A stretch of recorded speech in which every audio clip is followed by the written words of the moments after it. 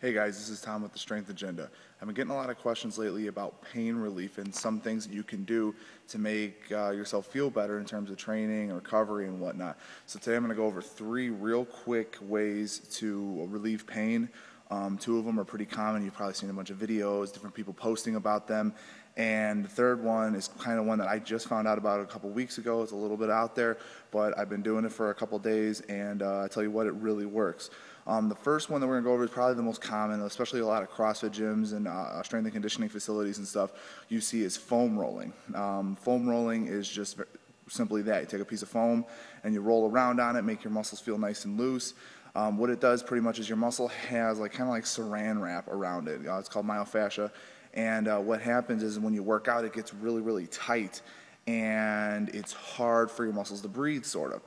What you do with foam rolling is you roll out the muscles, and it kind of opens it up, and it loosens up that fascia and myofascia and allows your muscles to breathe, kind of loosens your muscles up around your joints. It feels really good when you do it.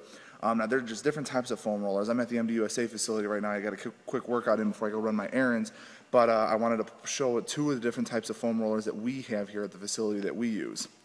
Now, the first one here is just your simple, very easy to use foam. It's very light.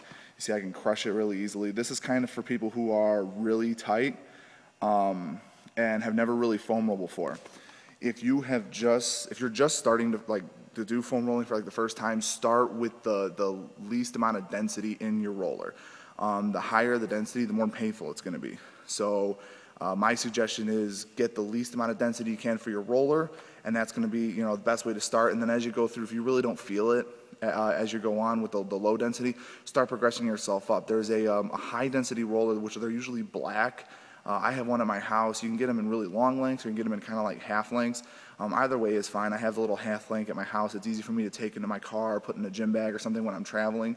That one works pretty well. I use that one from time to time, but the one that really works the best for me is the other one we have at the gym, and that is PVC.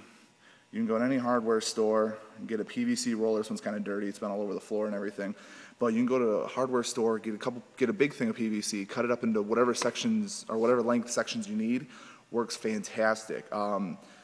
Like I said, I would not suggest starting out with that, though. That could be really bad. You're not going to feel good at all starting out with this if you've never foam rolled before.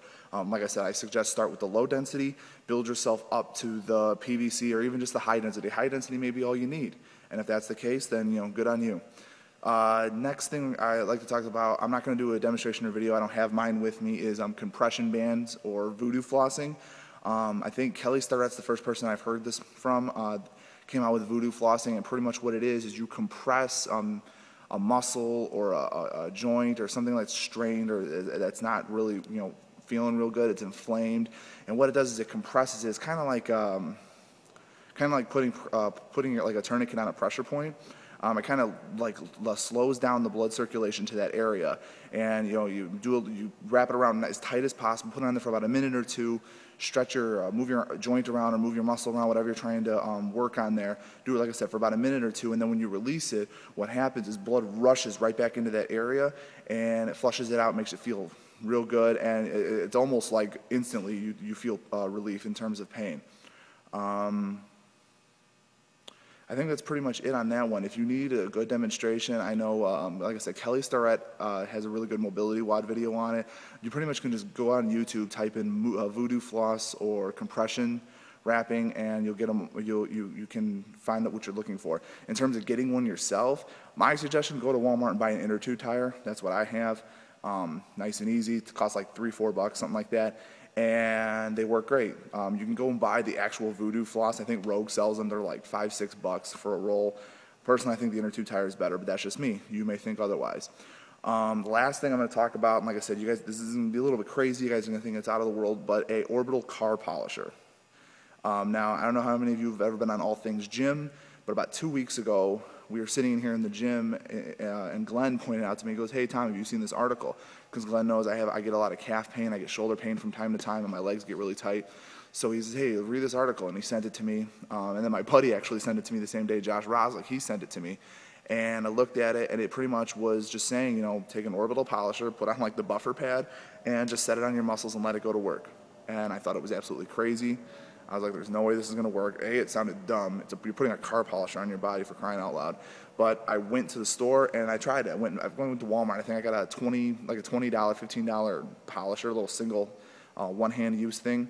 Pulled it out of the box. My knees were really bugging me, so I put it on my quads and started going round and round and round with it. And what do you know? It worked.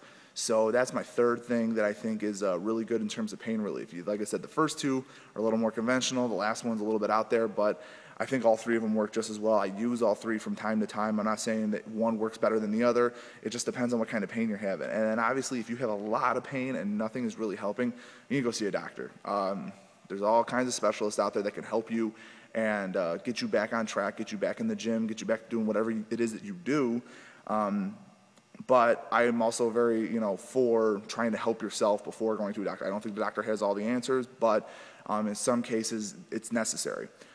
So that's all I have in terms of pain relief. Those are the three methods that I use. Those are three methods my teammates use and a lot of people I've trained with and know use.